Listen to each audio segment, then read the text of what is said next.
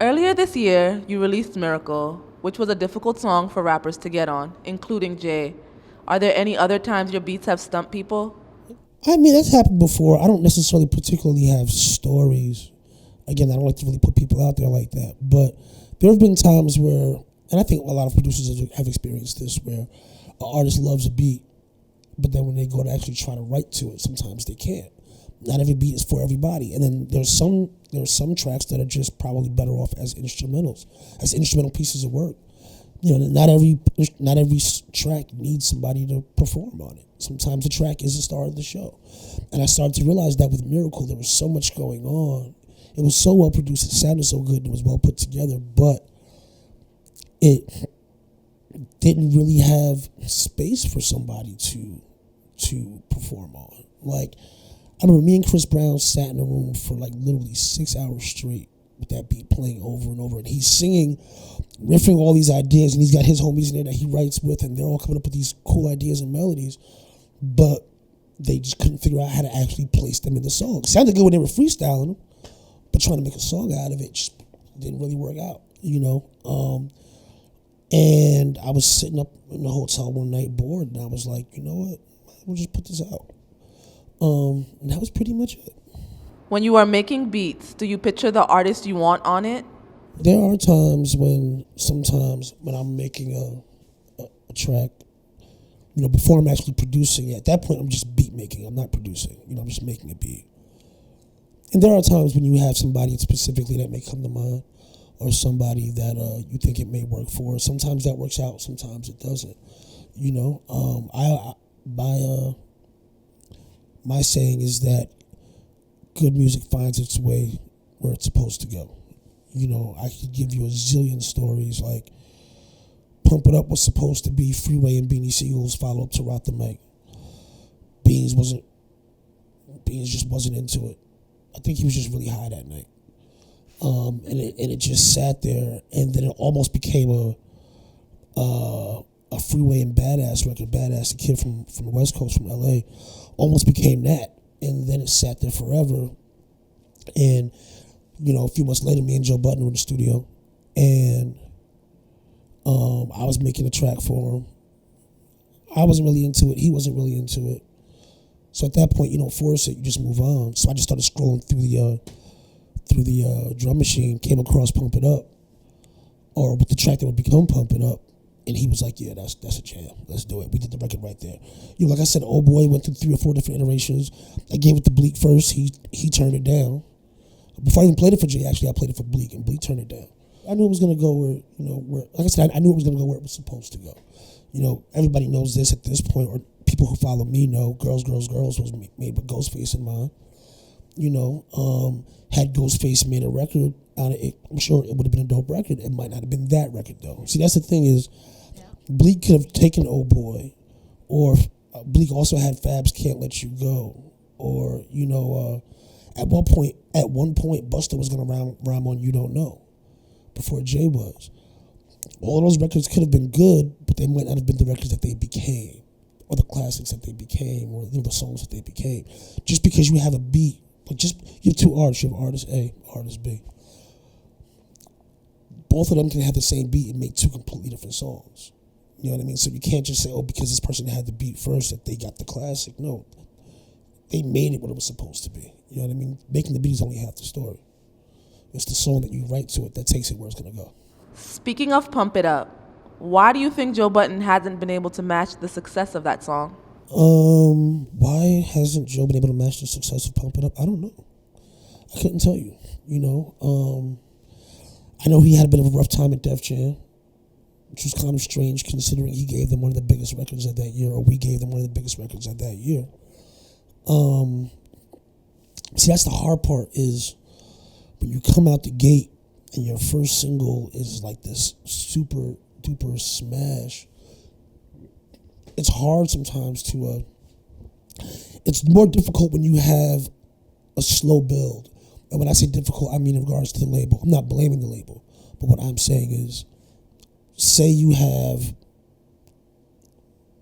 6 singles with the label, or with insert any label. first one does moderately well, the second one does a little bit better, the third one does a little bit better, fourth one kind of stalls a bit, the fifth one takes off, the sixth one knocks it out the park. They're actually probably more liable to support you because you're showing constant growth.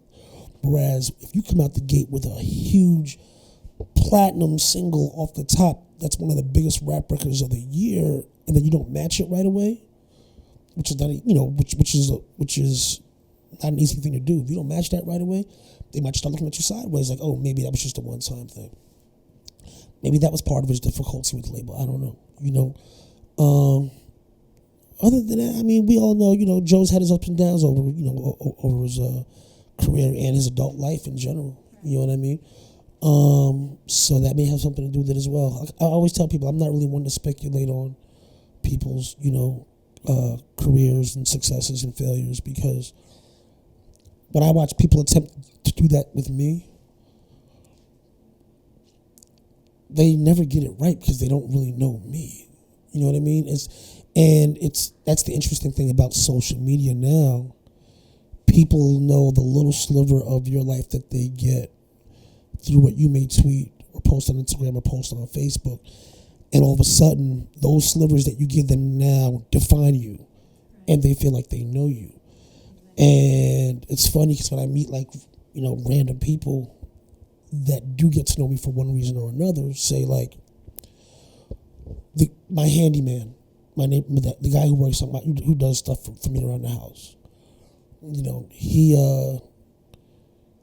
He's now spent some time there, because he's building shelves, he's fixing this, he's fixing that, and we've become friendly. I consider him a homie now. But when he first put two and two together as to who I was, because he didn't realize it at first, and then he sees what I'm listening to in the house, and I'm listening to classic rock and jazz music and 80s funk, and he's like, I would have never pictured that you listen to this kind of stuff. And I'm like, yeah, probably because of what I make, right? And he's like, yeah. And I'm like, yeah, you think any artist wants to sit and listen to their own music all day, or listen to people that they work with, listen to their music all day? No. I go and play these big festivals, go and play Electric Zoo or, EDC or whatever, and it's 1,000 raving kids or 10,000, 100,000 raving kids, and everybody's fist pumping, and it's all this loud electronic music. I don't want to get in the car and listen to that after I get finished with that. I'm going to listen to some Hall & Oates or something. But back to the original point, or to the point I was making, social media has made it so that people feel like they know somebody when they really don't.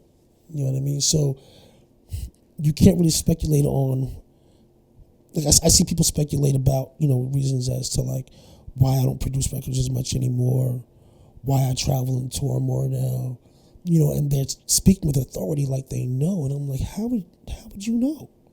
That's not something I've ever spoken about publicly for the most part. And last I checked, we don't live under the same roof. So how would you really know what my motivations are for making the life decisions or choices that I've made with my career? So I can't speak, I can't speak on why Joe hasn't been able to match that success. The only thing I can say is difficulties with the label probably affected, that to a certain degree, along with other things that happened in his personal life. He made his own personal choices. I don't know. There are people that let their personal lives influence their career and others who don't. Are you someone that lets your personal issues affect your creativity? Well, to be honest, I agree to a certain degree, but I feel like with all of us, our personal lives affect our career one way or another, at least as a creative person.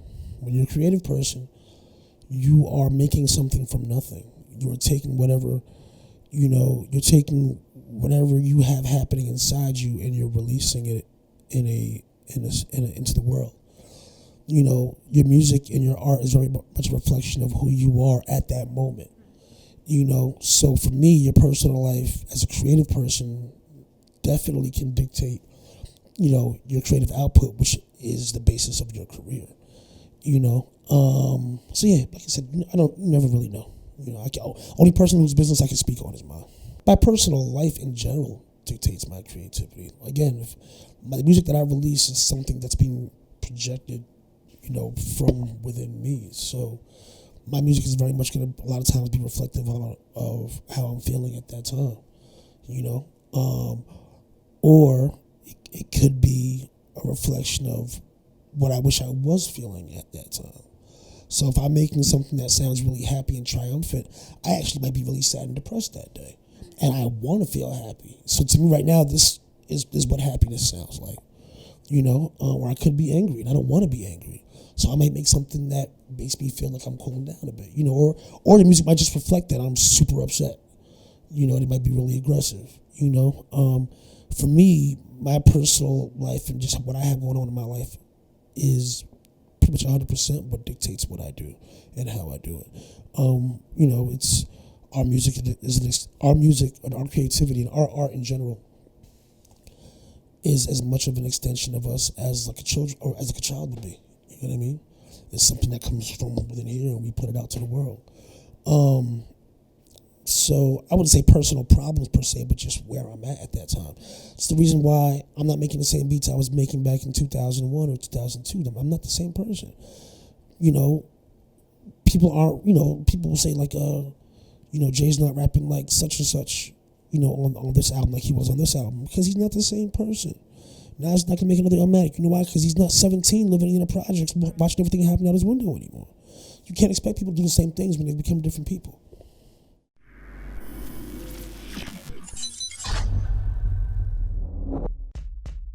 I think pedophiles are the scum of the fucking earth. I agree. I think pedophiles should be euthanized.